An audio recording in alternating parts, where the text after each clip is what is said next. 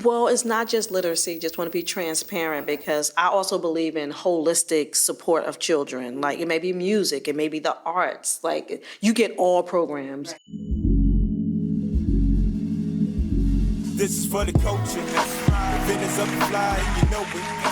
Greetings to all our listeners and welcome back to Season 5 of Raz and 60. I'm your host, Mayor Baraka, here with my co-host, Desireé Hadley. I hope you all enjoyed your summer here in Newark. We've been bustling with family fun events, festivals, and so much more. And as we close out the summer and embrace the arrival of the fall season, it's time to get back into the swing of things, especially with the new school year underway. Raz and 60 is officially back from hiatus, and we're here to keep you, our listeners, informed and engaged with what is happening in Newark. Thank you for joining us again. Let's drive right into what is new and exciting in our city. Yes, absolutely. Excited to be back for a new show, and I'm going to just go over some Newark news as I do in every episode. So, starting off on Thursday, September 12th, the Newark Public Safety Director, Fritz Frage, welcomed 42 Newark police recruits into the academy. These recruits will be the first to be trained at the new William Mobile Ashby Community Center, which is exciting, right? That's a big thing, right, for Newark? Yeah. Yep. So that's exciting.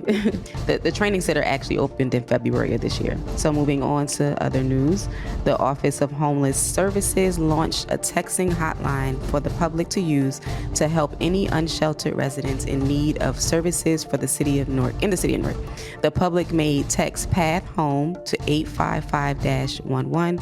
If they see someone on the street that needs non-emergency assistance, the text is sent to the street outreach teams that will locate the person and offer services. That's amazing. That's great. Right on point. You see someone who need help, just text that number and they will be helped. All right. So moving on, Invest Newark is hosting their annual restaurant week. We will talk about that more on this episode. The restaurant week is from starting on October 26th through November 2nd. And we will be, like I said, we'll discuss more about that with Manz from the Invest Newark. That's exciting. Newark has some diverse restaurants and places to eat. We need to explore more. All right, so this year's 24 Hours of Peace took place over the summer. It was a huge success. As always, the annual event draws thousands of people of all ages from Newark and the surrounding areas to enjoy live free concerts, entertainment, shopping, and offers access to community information and resources. The annual Latin Festival also took place in the North Ward this past summer, was also a huge success. September 15th through October 15th, we celebrate Hispanic Heritage Month in the city of Newark and then all over the country. The city hosts an annual celebration recognizing the community's achievements and contributions to the United States. So from us here, happy Hispanic Heritage Month to our Hispanic community here in Newark and the state of New Jersey and all around the country. And Mayor, you also announced the newly formed Office of Film and TV. That's exciting for the city of Newark as we get ready for Lionsgate here in the city to open up. Yep. A lot of stuff going on. Yes, a lot. Good stuff. Yeah. Excited about it. Mm-hmm. So let's get into the show. Welcome our first guest, Deputy Mayor, Director of Economic Housing Development, Allison Ladd, working really hard to create affordable housing, and we're thrilled to have you here. Yep. Have her here, Allison. So we're glad to bring her on. Yep. All right. Let's jump right into this. We're here with Deputy Mayor, Economic Housing Development, Allison Ladd. We want to talk today about affordable housing here in the city of Newark. Just want to provide just a general overview first of what affordable housing situation is in the city of Newark now. Good morning, Mayor. Great to be with you and Desireé here. So affordable housing is a top priority, I know, for you and the administration as we look to provide housing for our families and our residents that have lived here for generations. I know that a few years ago, back in 2021, we set 5-year housing goals, and we've been really working to implement those over the last few years. So just to give our audience a sense of those goals, one, we want to create 300 new units across the city. 2, we want to fund 6,600 units, prioritizing units at 30% of AMI for families that are making about $36,000. 3, we want to sell our city-owned land and the land bank properties for affordable housing purposes and not just market rate housing. And 4, we're really working to help our homeowners because that's reducing our wealth gap throughout the city. And closing, number 5 is helping our residents without addresses provide services and housing supports that can help reach residents throughout the spectrum of need in our city. So you've been laser focused on trying to find ways to be creative, to be bold, and to give information to our residents. Absolutely. Right. Okay, and I know that there are a number of like developments that have recently opened in Newark, and folks are able to kind of explore the vacancies and affordable housing options for residents. And I know residents are given first dibs on those properties, right? Can you talk about that some? Yeah, First Dibs has been really great for our city. It happened about a year ago when the city council passed the mayor's initiative. And so this First Dibs has allowed us to have 10 properties so far that have been marketed to Newark residents first for 90 days. In the first 6 that we put out there, we had about 60% of those units were actually Newarkers are living in today. And that's properties, whether you're at the Iconic at 777 McCarter or even the Rise on 710 South 17th Street, or even the Art of Newark that just opened on Irvine Turner Boulevard. So we're excited that we're able to provide residents the opportunity to live in these new developments, no matter what part of the city they want to live in. Absolutely. That's good. So what do you think are some of the challenges that we're faced still in affordable housing in Newark? You know, I think we talk about this a lot. I think the biggest challenge is production of affordable housing.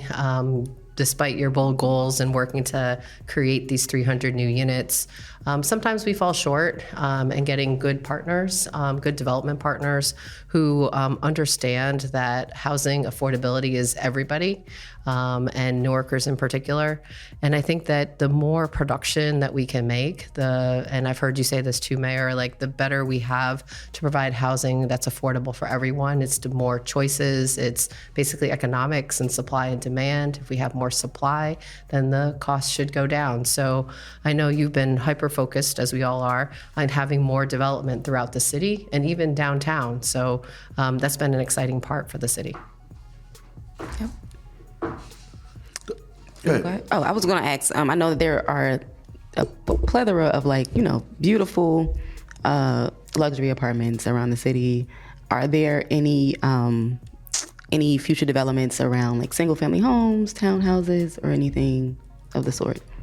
Yes, absolutely. I think partners like the Urban League of Essex County or our partners at Invest Newark who manage our land bank, and even other individual developers who are local Newark-based minority and women-led developers are building single-family houses. And by that I mean houses that have less than 4 units in them. So they can be owner occupied, and then there's a couple units or even 1 unit in which they can rent out at an affordable price. And I know one thing that was really exciting last week is the mayor joined Vivian Cox Frazier at the Urban League of Essex County, and they were able to provide a lottery for 8 new homes.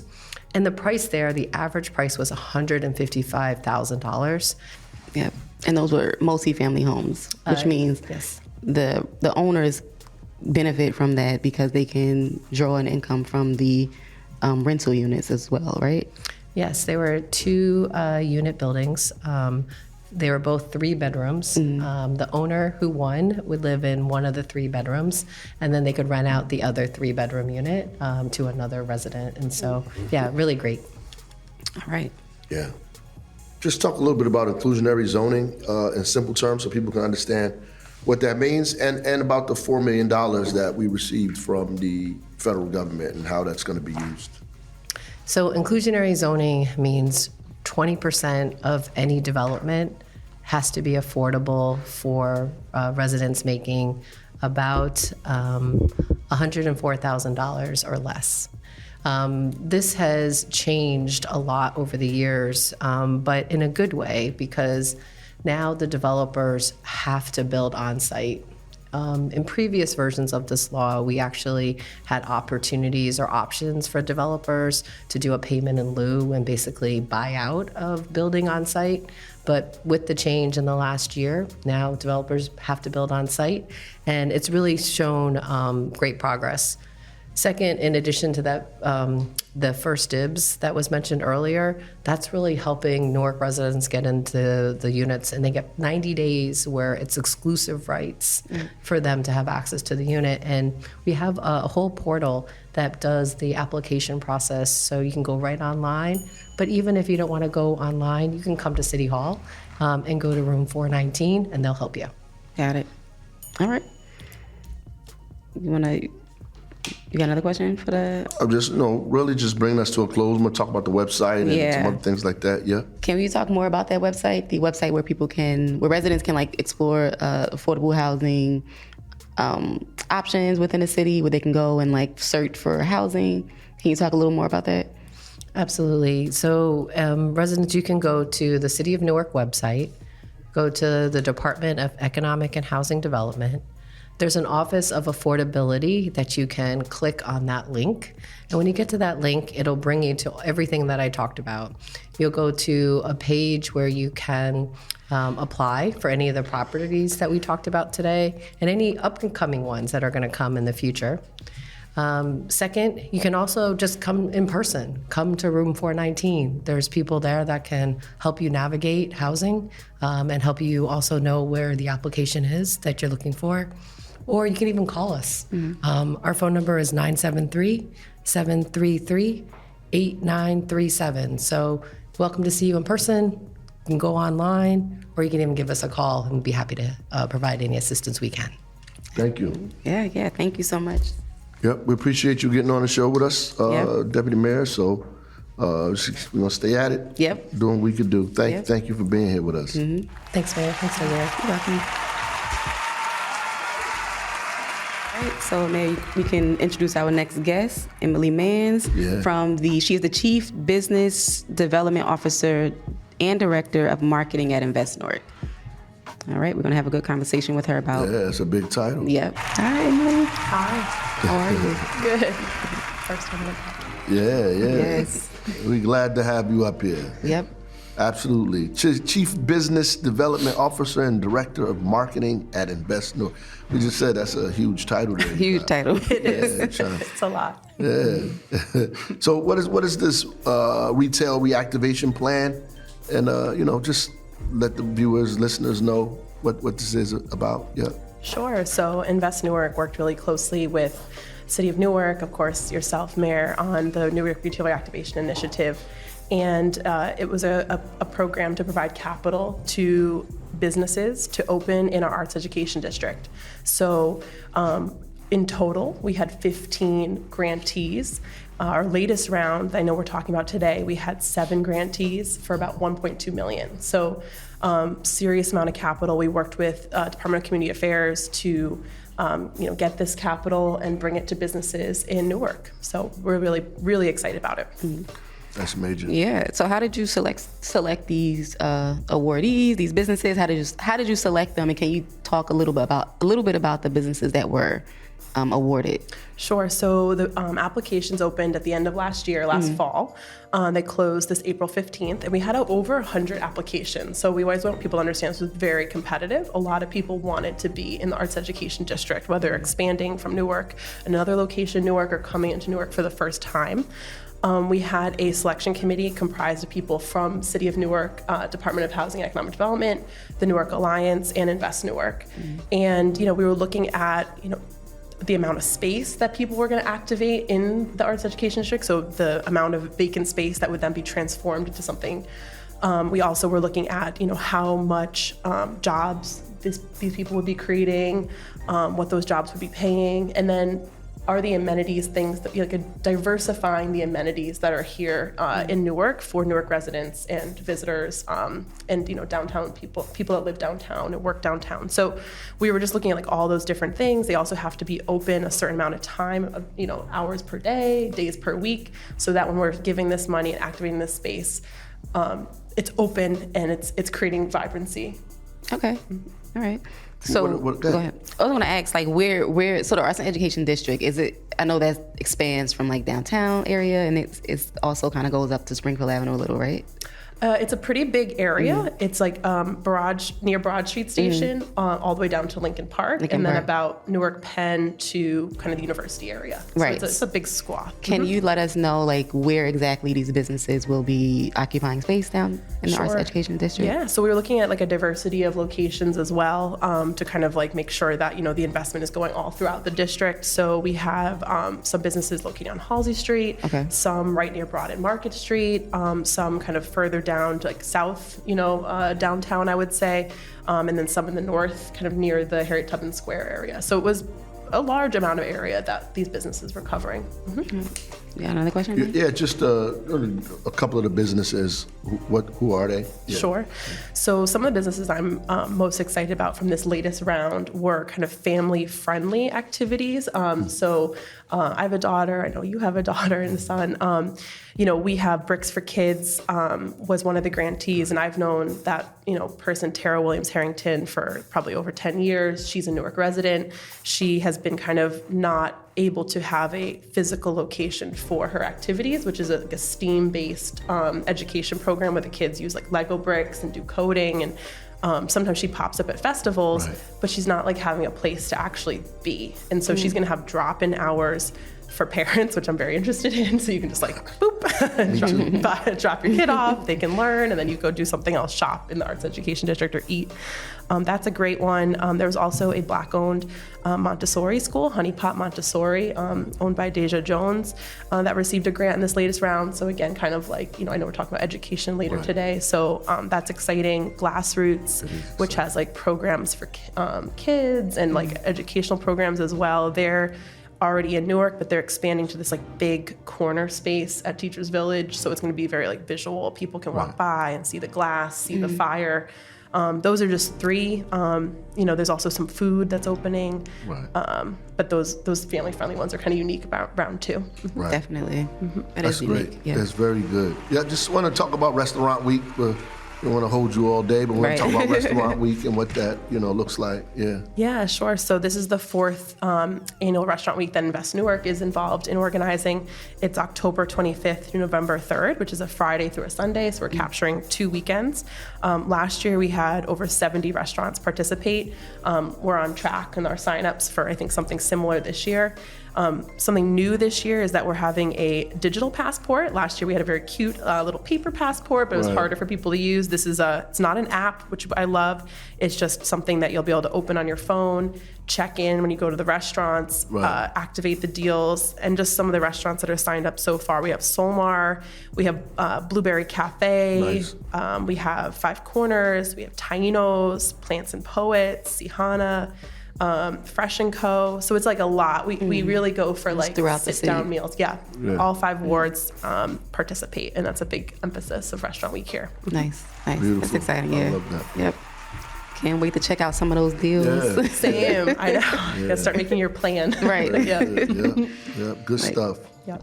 Right. Invest Newark is doing it, so we appreciate you. You have any other questions for us? No, I think that's pretty much all I had, Mayor. Great. Yep. Well, we thank you for coming on. Thank you for Keep having doing me. great work over there. We appreciate it. Thank you. Thanks so much.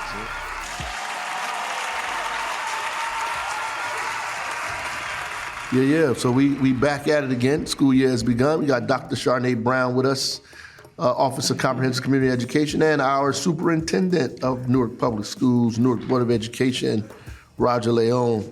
Yes, good morning. Yeah. Yeah. I like to say Newark Board of Education. That's what I remember. Okay. Newark Public Schools. Yeah. It's something else. So You went back. yeah. We with very specific stuff, I guess.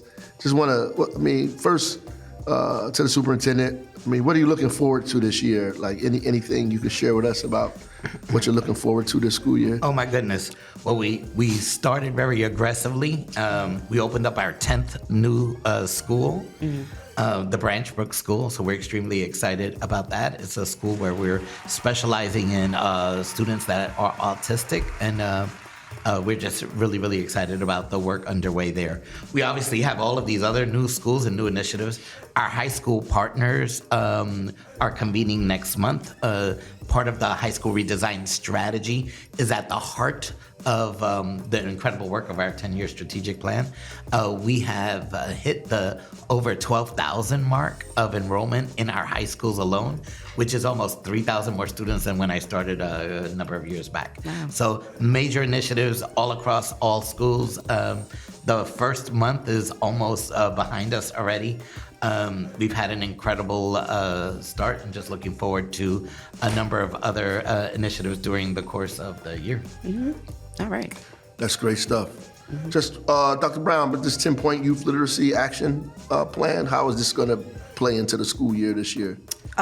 So this is already being rolled out. We have so many community partners that's so excited. I think there are certain 3 categories you're looking at how it can benefit. Number one, we're empowering parents. I think that is something that we want parents to know, that you're not in this alone. You know, parenting is major, and so adding literacy to it sounds intimidating. And I think our job is to say, we have community partners all lined up, ready to support you, whether it's tutoring, if you know that they're not meeting milestones, if we have events, right, that's catered to bringing excitement around reading, and we just have Reading on the Stars and different events that gives out books to young people, and so it's not the parents' lift. And we also want to empower parents to kind of ask questions like, hey, we're going to a school, my young person is already designated a student who's struggling with reading. Already the 10-point literacy plan gives them 3 things they can ask the schools to do. Number one, put them in high dosage tutoring or books that's relevant. And relevant is not always just culturally relevant, Mayor. Sometimes relevancy is my kids like dinosaurs, right? And so how can you put as many books around dinosaurs around your children just because they're practicing language, right? They're building fluency by reading all the time. So I guess our office is really trying to gear up, and the partnership between the Newark Literacy Coalition is swelling. Right. I mean, we have tutors in there. We have all sorts of people that want to invest in literacy. We have programs out there where they are actually supporting high dosage tutoring outside the school. I know Project Ready is doing something. I know Greenlight Fund is doing something. They're all saying, hey, let's identify the young people who are struggling. And we have a new Sylvan, right, in Newark, right? So these programs are ripe and ready, and the program locator just kind of put that out, ripe and ready to support. So I think just to galvanize, convene, and get everybody to buy in to share responsibility. Okay, I got 2 questions. A program locator, they can go on to this website and find these programs such as the Sylvan Learning Center and other programs around the city that focuses on literacy? Yes. How do parents find that? Well, it's not just literacy. Just want to be transparent, because I also believe in holistic support of children. Like, it may be music, it may be the arts. Like, you get all programs. Right. After, and it's actually tailored. The city partnered with Newark Thrives and United Way, and the program locator is actually Newark Thrives, UW.org, and UW stands for United Way. So Newark Thrives is just they manage all of the after and before care, and it's so cool. It's tailored. So you can put the age, where you live, you want your child to do the arts or tutoring, and you hit a button and it'll show all the programs. You can even put in there, they need to eat at that program. You know, aftercare, I grew up in Newark. I always got fed at IYO. So, you know, just having an after snack. So empowering the parents, supporting schools in partnership, because you actually had MBOE, who's also a part of that. So what, Superintendent, what should families know as we begin the school year? What you think is important for them to know? Well, one of the things that usually happens, at least historically in Newark, is that all of the after-school programming usually started in October. So September, everyone settles back into school, and then everything launches in October, where we changed that completely. So tutoring opportunities actually began the first day of school. So on September 3rd, parents could have signed up during the course of the summer to actually begin after-school programming at that point in time. If you are 3 or 4 years old, you have to be in school in Newark. It's part of a legislative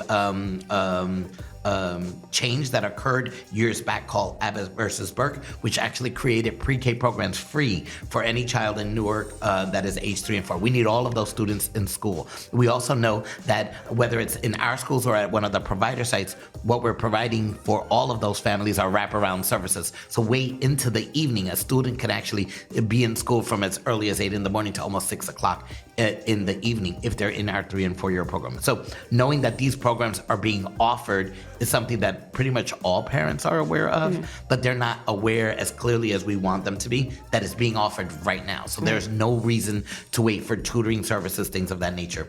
If your child is going to is in 11th grade, that's the state test that automatically determines graduation. Saturday school starts for juniors the first Saturday in December. And that continues all the way until the first Saturday in March. We know that the students who went to Saturday school last year did 10 points higher than the counterparts who didn't attend. Elementary Saturday school starts from 3rd grade to 8th grade in January, and that will run until the first week of May. So anybody who's in those respective grades have that to look forward to at the latter part of this start of the school year. And one of the things that is confusing is that many people are like, well, there are other activities that my child is involved in.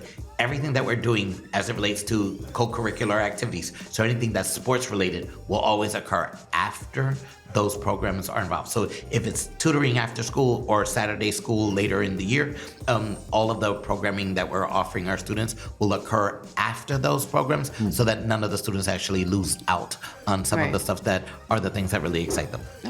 All right, that's good. Good to know. So how do parents find out about some of these activities, or even how to sign up to tutoring and things like that? Yeah, so as it relates to tutoring, all of that were in communications during the course of the summer. And if they weren't aware, there's a form where they would just online sign up. If for some reason a parent is not as savvy with the electronic system, they could just let their child's elementary teacher know to actually do any and all of that. So there are processes in place right now. The back to school night meetings are occurring during these next couple of days. Some have already occurred. That's another way of just getting accurate information with regards to any opportunities that are being offered at the schools. Sounds good. All right, that's great. Great to know. Saturday school, everything. The Branch Brook Elementary, right? That's awesome. Congratulations on opening that school. Anything else, Mayor, you want to add? No, just last words that you guys want to make sure we don't forget to say something. No, you want to say something to some of these folks. You get an opportunity to talk to them. I know that on our end, everything that we do is in partnership with. So the idea that the mayor in this literacy initiative just took it on is just incredibly commendable, that it's everyone's problem, and to alert parents that not only will the school assume responsibility, but we need their assistance and support, and then that the community at large is in the process of doing the same. I think it's super critical towards the ultimate goals that we know will be resulting from the strategy, that the schools are here to provide assistance and support so that whatever it is that a parent needs, the answers are going to be answered, whether it's at the school or at the district level, and that we have open doors in our schools so that families should feel very comfortable, and then to let us know when in fact what we're saying is not what they're seeing, so that we can actually address that. All right. Sounds good. Thank you. Yes. Thank you both for coming on the show, and you want to take a quick picture? Yep, Really quick? absolutely. We appreciate you. All right, so just want to thank all of our guests. Economic Housing Development Director, Deputy Mayor Allison Ladd, Invest Newark's Emily Manz, Superintendent Roger Léon, and Dr. Sharnee Brown. Yep. Great episode Great we had episode. today. Yep. I just want to thank them for getting on and sharing with the listeners. And make sure you share this episode and all other episodes of Raz and 60 with your family, friends, and social circle to stay updated on all the exciting initiatives that are transforming Newark. Godspeed. See you next time.